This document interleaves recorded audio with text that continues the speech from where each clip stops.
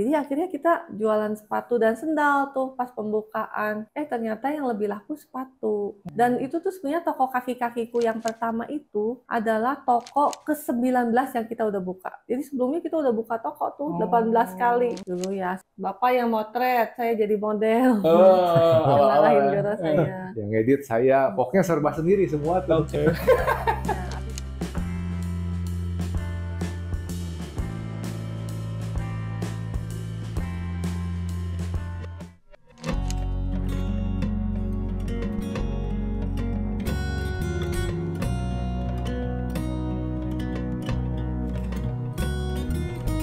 Oke, jadi aku mau cerita dulu. Aku tuh baru nikah di bulan Mei. Kan biasanya kalau nikah itu kan kita nyari seserahan. Nah, itu salah satunya itu, sepatunya itu kebetulan itu kaki-kakiku. Wow. Begitu. Siapa sih ya? Iya. Sampai sekarang masih dipakai sama istriku. Buat kerja. Terima kasih. Nama saya Rudi. Ini istri saya, Ibu Esther. Ya, kita mulai bisnis bareng-bareng pas menikah. Ya, dari 2006 ya, start ya, kita bisnis bareng-bareng begitu. Tapi sebelum ngomongin tentang kaki-kakiku, sebelum menikah deh, apakah Pak Rudi sama Bu Esther udah punya basic bisnis sebelumnya atau gimana? Kalau saya tuh dari kecil memang suka jualan, suka cari uang kecil-kecilan gitu. Jadi dalam hal marketing gitu ya, saya lebih maju gitu. Kalau Bu Esther kan tangannya tuh terampil gitu ya. Jadi bikin model, bikin aksesoris cewek itu udah dari SMA itu. Itu zaman apa, Bu? Kuliah Tingkat 2. Jadi dulunya Pak Rudi tuh waktu kita ketemu, Pak Rudi tuh kerja. Saya udah mulai bikin bisnis. Tapi karena waktu saya bisnis tuh kan nggak ada background kerja, jadi saya cuman bisnisnya ya sendiri aja, yang bantu pembantu gitu. Begitu saya kenal Pak Rudi, udah gitu hubungan kita serius, saya bilang gimana kalau kita ngembangin bisnis aja bareng-bareng. Nah di situ Pak Rudi masuk, mulai karena dia udah pernah kerja di company, jadi mulai lebih profesional, mulai kita merekrut pegawai finance, itu mulai merekrut orang-orang yang lebih profesional. Tapi itu udah kaki-kakiku? Belum. Belum. Itu kan tahun 2006 ya. Kaki-kakiku tuh tahun 2010. Yang sebelumnya tuh yang kerajinan tangan itu? Iya, bikin tas. Wah, sebenarnya bisa dibilang kerajinan tangannya udah oke juga tuh, nyampe ada finance, ada tim-timnya gitu. Itu akhirnya berlanjut ke kaki-kakiku gitu. Ya sebenarnya begini, itu juga karena kita tuh awalnya bisnis sepakat suami istri ya. Jadi karena udah sepakat kita pengen buka bisnis bareng ya, sebagai suami dan sebagai istri di rumah tangga. Tapi pengen punya bisnis, otomatis ya kita punya peran yang berbeda-beda. Istri saya bagian produksi, saya bagian yang arahnya office. Jadi misalkan ngurusin pegawai yang maju sama perizinan dan lain-lain begitu ya, yang ketemu sama pihak mall nantinya begitu. Jadi kita bagi tugas. Ya kadang suka ada overlapping dan lain-lain sedikit, ada itu sih, namanya juga kan human ya. Tapi yang penting kita komunikasi yang baik begitu. Komunikasi baik, dan gitu ya, kalau komunikasi baik dimengerti dengan baik kan kita joy gitu ya, dapat peace gitu ya. Begitu kita damai berdua sepakat gitu ya, Tuhan kasih barokah sama kita, kasih berkat gitu ya. Nah, mengalirlah itu rezeki. Jadi kita nambah satu asisten kita finance, terus kurir, terus lama-kelamaan kayaknya kita harus cobain bikin sendal tuh gitu ya. Kita tawar-tawarin waktu itu ke supermarket terkenal di Bandung, dan dimulailah ceritanya dari situ. Begitu. Tapi sebelumnya namanya apa tuh, kalau boleh tahu? Jadi sebelumnya kita tuh rencananya mau bikin sendal, toko sendal di satu mall. Nah, kan kalau di mall kan toko nggak langsung buka kan, berapa bulan. Nah, kira-kira 2 bulan, 3 bulan sebelum buka toko tuh, tiba-tiba ada supplier dompet kita nawarin, Bu, mau nggak saudara saya tukang sepatu, mau nggak cobain bikin sepatu. Jadi kita sih prinsipnya mau mencoba. Oh, ya udahlah cobain aja sedikit, kita bikin. Kan mirip lah sendal sama sepatu gitu ya. ya. Jadi akhirnya kita jualan sepatu dan sendal tuh pas pembukaan. Ternyata yang lebih laku sepatu. Dan itu tuh sebenarnya toko kaki-kakiku yang pertama itu adalah toko ke-19 yang kita udah buka. Jadi sebelumnya kita udah buka toko tuh 18 kali. Iya. Itu berarti udah di 2009 lah ya, yang pertama kali buka toko ya? Dari sebelum saya kenal Pak Rudi, saya udah buka toko. Oke. Terus nama kaki-kakiku itu dari mana, Bu?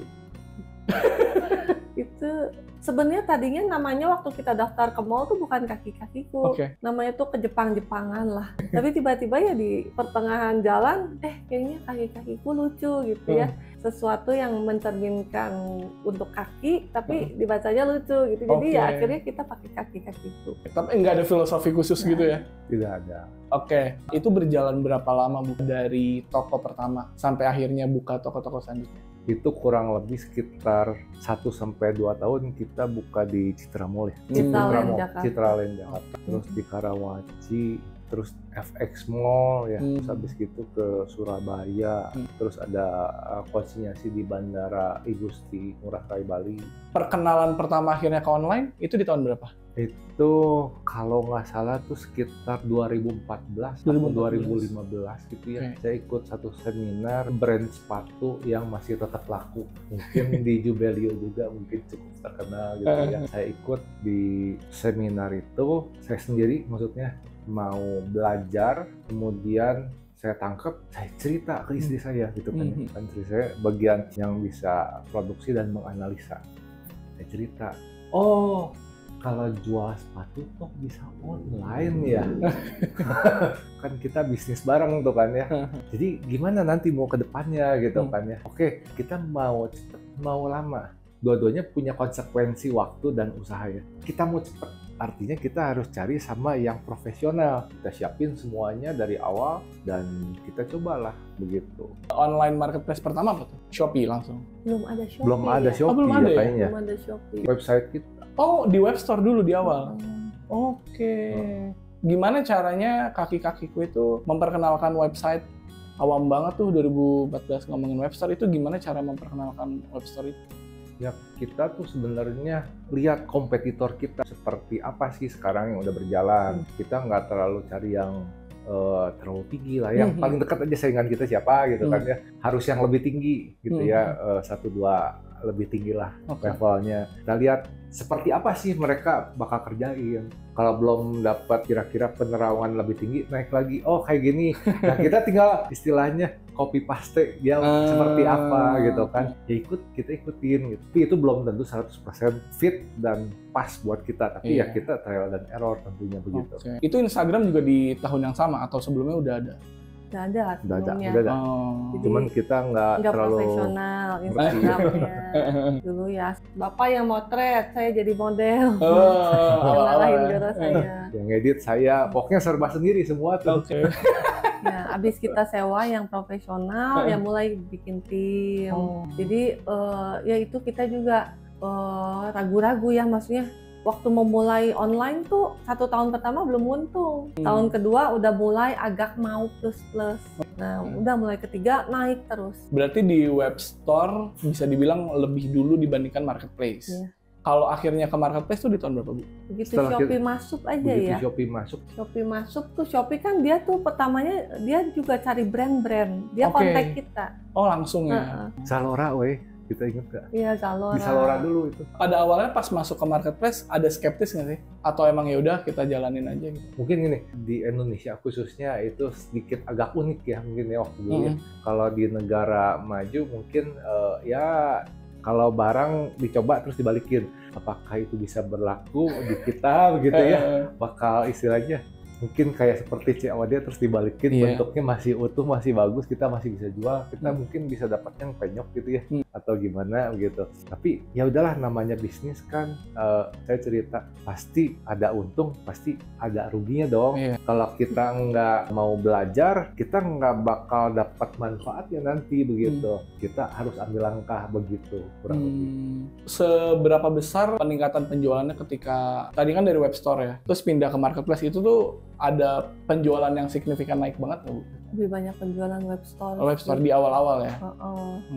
Cuman ya Shopee makin lama makin banyak shop ya, makin kesini malah web store-nya melempem banget. Kalau dari offline store, itu bagaimana cara Ibu Esther sama Pak Rudi untuk menjaga stok barangnya sih? Soalnya kan sepatu itu setahu aku kayak ukurannya udah banyak, terus warna juga, jadi kan stoknya banyak banget numpuk. Itu gimana cara ngelola stoknya itu gitu, biar nggak terjadi dead stock? Kalau sebenarnya dead stock sih sebenarnya kalau bisnis pasti ada. Nggak mungkin nggak ada. Misalkan anggap aja satu saat kita ada yang warnanya berbeda gitu ya. Nah otomatis ya kalau yang paling worst to worst skenario ya itu saya tawarin sama asisten-asisten kita, yuk pada mau nggak gitu kan? Itu kan udah dead stock. Ya kita kalau misalkan mau memberi ya sama yang kenal lah ya, ya udah kita kasih aja dalam bentuk voucher gitu kan ya. Kalau mau beli lebih banyak gitu ya lu nambah lah ya gitu ya.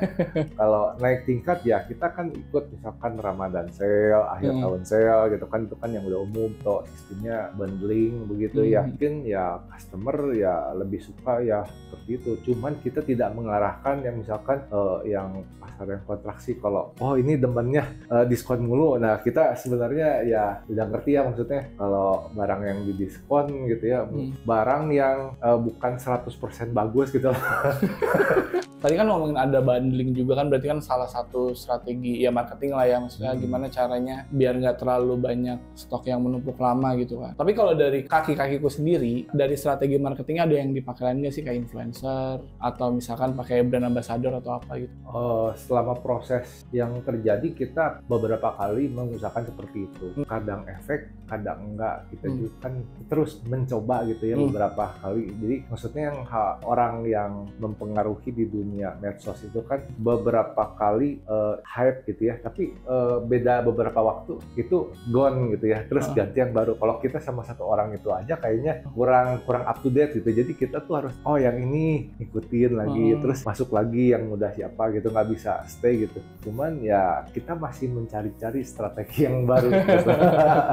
Oke, selanjutnya aku kan ngelihat web store juga ya, ada produk lain juga kayak ada baju gitu-gitu. Apakah kedepannya sendiri bakal explore ke produk lain juga atau gimana? Tetap di fashion atau bakal tetap stick di sepatu dan sendal ini gitu Bu? Sebenarnya begini, setiap musim sebenarnya ada produknya Pak ya. Setiap produk ada musimnya. Benar ya Pak ya? Jadi dulu kita pernah hype di 2010 karena mungkin di Bandung cuman ada brand tertentu lah begitu ya. Dan kita dengan itu diuntungkan banget sampai punya toko banyak begitu ya. Kemudian sekarang kita sampai satu saat begini, sebenarnya itu kalau sebelum tahun 2010 kita ada kaki-kakiku tuh karena kita dapat big problem buat memasarkan. Jadi kita nggak boleh masuk satu department store karena si owner sendal tertentu ngeblocking ke manajemen supermarket tertentu begitu ya. Jadi kita nggak bisa masuk tuh, ditendang di 2 supermarket. Akhirnya kan kita buka toko di PVJ tuh. Jadi intinya problem make you smarter gitu ya. Saya rasa ini di kaki juga ada di musim tertentu. Jadi kita mencapai satu posisi tertentu, kita ada kepingin punya brand natural show. Jadi yang customer bisa enjoy, kita bikin hampers. Jadi nggak sekedar kue-kue yang mungkin jajanan pasar yang terkenal belakangnya sari-sari gitu ya. Mungkin terkenal lah di Bandung gitu ya. Ini juga bisa dijadiin bingkisan buat teman-teman dari Bandung. Dari Bandung ada sesuatu yang kita feel bisa di rumah bagaimana buat bapak-bapak, buat ibu, buat anaknya seneng gitu. Berarti brand baru ya? Brand baru ya Bu ya? Betul. Ya, Shop Ing itu ya? Iya. Itu produknya apa aja kalau boleh tahu? Mungkin untuk perkenalan kita tuh lebih mau menonjolkan shopping experience-nya. Jadi kita bikin satu toko, di toko itu tuh detail ingredients-nya dan fungsi-fungsinya, dan customer bisa mencoba berbagai macam wangi-wangian, bisa custom wangi-wangiannya, mau lotion, mau shampoo-nya juga bisa dia custom, misalnya pakai essential oil yang natural. Kan essential oil ada fungsinya masing-masing, kayak dia mau untuk rambut berminyak, minyak atau ketombe atau rontok bisa custom. Lalu lip balm kita bikin juga customer bisa custom warnanya, lip balm natural, gitu-gitu sih. Itu sekarang udah berjalan belum shopping? Udah berjalan, tapi kita masih kecil-kecilan nerima pesanan dari yang udah tahu aja. Tapi kita belum promosi gimana gitu. Tokonya mungkin bulan depan jadi. Tapi Instagram gitu udah ada? Udah. Apa namanya boleh tahu? Shopping ya. Shopping.id. Oke, berarti nanti ke depannya bakal ada lini brand baru lah ya, kaki-kakiku dan shopping itu. Kalau boleh tahu kenapa memilih ke arah sana? Kenapa beda sama kaki-kakiku? Sebenarnya kalau kita tuh berdua udah lama sekali pakai sabun natural, pesen ke orang. Nah, lalu kalau saya pribadi memang senang natural. Nah, udah gitu kita tuh lagi berencana membangun penginapan di daerah Bali. Jadi saya pikir bagus kalau di sana juga buat tamu tuh pakai sabun natural. Sebagai salah satu promosi juga. Jadi saya coba-coba bikin. Tadinya belum berencana bisnis sih, cuma coba-coba bikin. Berhasil, bagus. Gimana kalau kita bisnisin aja gitu sih. Saya juga pebisnis ya. Sebenarnya Bu Esther sama Pak Rudi punya berapa bisnis sih sebenarnya? Boleh di-spill nggak? Ya kita awal sih sebenarnya dari aksesoris wanita, kemudian kaki-kakiku. Nah, beranjak kan kita punya anak 3 nih, karena kita pengen menyekolahkan prioritas sama family. Jadi kita dipaksa dari rumah yang nyaman di Dago ini di Bandung yang udaranya sejuk, paksa ke Kota Baru Parahyangan. Di situ kita ngerasa, jadi kalau bisnis tuh emang bener start from small, start from the problem gitu. Tapi kita harus sepakat dulu nih, berdamai dulu nih, berdamai ya. Nah dari situ saya pikir, wah rumah saya yang beautiful itu menurut versi kita ya, cobainlah saya pasarkan lewat satu aplikasi tertentu di web ya. Laku gitu ya. Kan gitu kan, start from small gitu ya. Dan di situ lakunya Jumat Sabtu dalam waktu 2 bulan atau 3 bulan. Terus kita mikir, cobain kalau laku kita terusin, kita mulai nih dibangun nih. Di sini bangun, di sini dibangun. Kita start from problem. Ini pun dibangun yang gedung ini karena rumahnya yang zaman dulu itu atapnya udah reot. Jadi kita pikir hitung-hitungan biaya loh. Itu laku, terus bisa support nih, bangun 3 tingkat begitu ya. Kan start from small. Jadi problemnya itu kita bisa merespon dengan baik problem itu atau enggak. Jadi kita punya bisnis itu, kemudian kita lanjut nih mau punya di Bali. Wah, kalau bisa supply sendiri kan pasti ada sabunnya, pewanginya, ada buat lantainya gitu ya. Istri saya pikir daripada ke orang lain, saya coba praktek. Ya kalau namanya orang usahakan ada resiko sebutnya ya. Ya udah kalau nggak jadi ya udah nggak apa-apa. Hati tuh gembira Pak. Ya. Semakin hari saya tawarin nih, banyak yang suka nggak gitu kan. Itu mendapatkan satu hal konfirmasi. Kebetulan istri saya banyak yang bilang ya dalam sebutan nama yang sering dipanggil, "Woi, sabun lu enak," gitu kan. Beberapa tuh saya kalau ada mau pesen gitu kan, itu kan ada konfirmasi gitu kan ya. Begitu juga zaman dulu tuh sepatunya enak, empuk gitu kan. Jadi kita tuh dapat konfirmasi, kita dapat rezeki, terus dikonfirmasi sama orang sekitar, terus kita lanjutin begitu. Seperti itu. Jadi kita bisnis tuh dari kaki-kakiku, Gluk Staycation, yang di sini Gluk Home, sama yang di atas Joy Home, mungkin sama satu lagi yang di Bali. Gitu. Soon ya? Atau udah? Ya, soon. Soon ya? Ya. Oke, terakhir nih, aku penasaran sama Pak Rudi, kan biasanya sebenarnya kantoran ya, yang betul. Biasanya nih, kalau dia kantoran, kayak aku kan kantoran juga kan. Ya. Kita udah dapat enak per bulan gitu kan, di kantoran, terus tiba-tiba langsung bisnis. Itu gimana cara untuk mengatasi ketakutan itu sih Pak? Jadi sebenarnya kita harus punya saving ya. Saving dulu, kita mau kemana arahnya, terus kita punya kenalan siapa. Jadi semua pun berdasarkan konfirmasi yang kita terima. Jadi pas kita misalkan, ini kita merasa udah terlalu nyaman, nah gitu kan, udah dapat bulanan tuh ya. Suatu saat kalau saya punya family, bagaimana? Itu kenyamanan kamu pasti bakal kontraksi tuh. Aduh, gimana ya, ini kurang, itu kurang.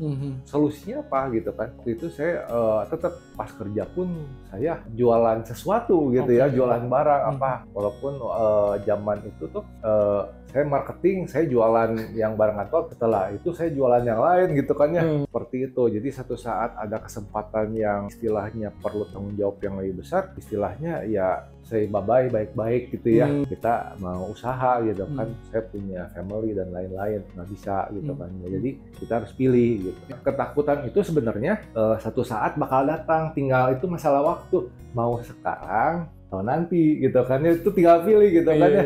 Kalau orang berkeluarga kan nanti ceritanya bakal punya anak, punya tanggung jawab lebih. Kalau misalkan kita tidak rencanakan terbaik, ya gimana ya? Nanti pasti satu saat bakal ketemu masalah itu teh. Dan pas ketemu itu jauh lebih nggak enak gitu. Jadi mendingan kita sebelumnya aja nih, gimana nih? Oh, kira-kira salah-salah dikit, gagal-gagal kecil, udah biasa buat kita.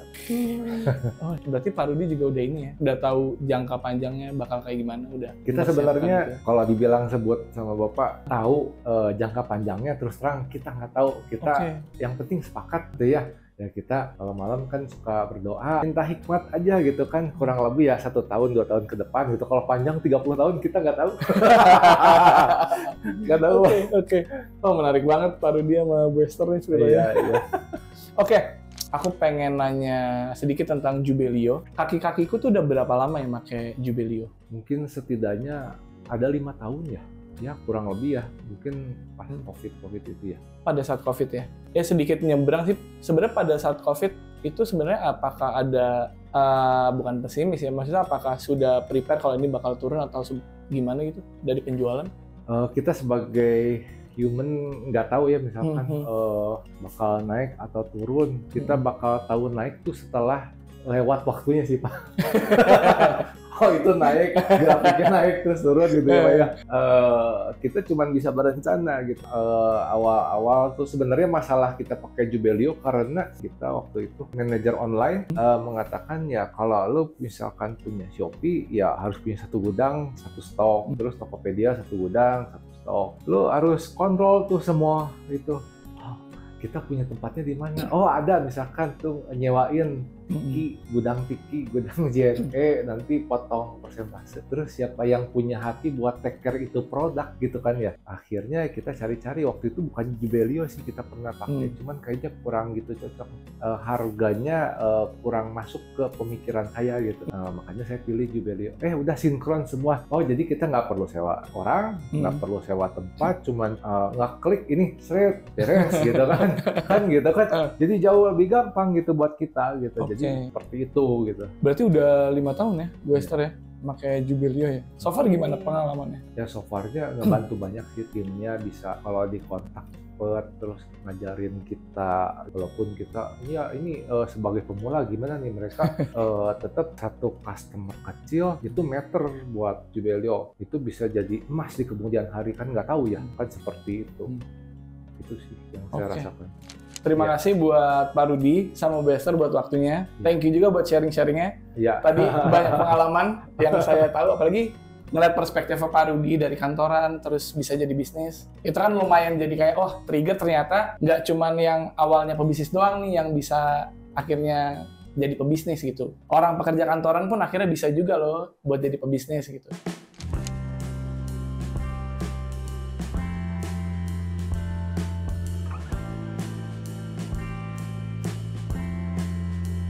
Kami kaki-kakiku, bisnis kami sudah semudah Jubelio.